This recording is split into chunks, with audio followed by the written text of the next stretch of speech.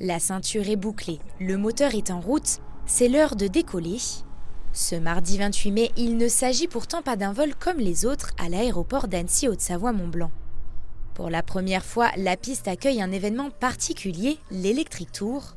Organisé par Vinci Airports en partenariat avec la Fédération française de l'aviation, il doit permettre de promouvoir un modèle aérien plus propre à travers des vols de démonstration sur 4 aéroports de la région. Nous avons de longue date, depuis 4 ans, un partenariat avec les fédérations françaises aéronautiques, avec le souhait commun d'œuvrer effectivement pour la décarbonation de l'aviation générale.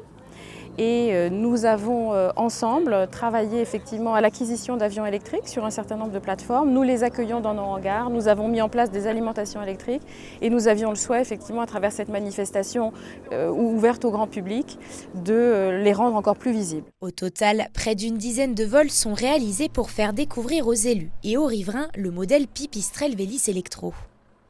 Seul avion électrique à être certifié par l'Agence de l'Union européenne pour la sécurité aérienne, son autre atout est aussi celui d'une nuisance sonore plus réduite de 60 décibels, soit 14 fois moins qu'un avion thermique.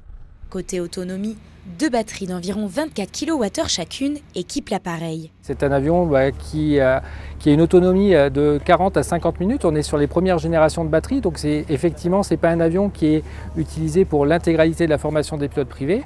On va l'utiliser surtout pour le tour de piste, pour les phases de début, puisque c'est là où en fait on va pouvoir l'utiliser facilement du fait de son autonomie.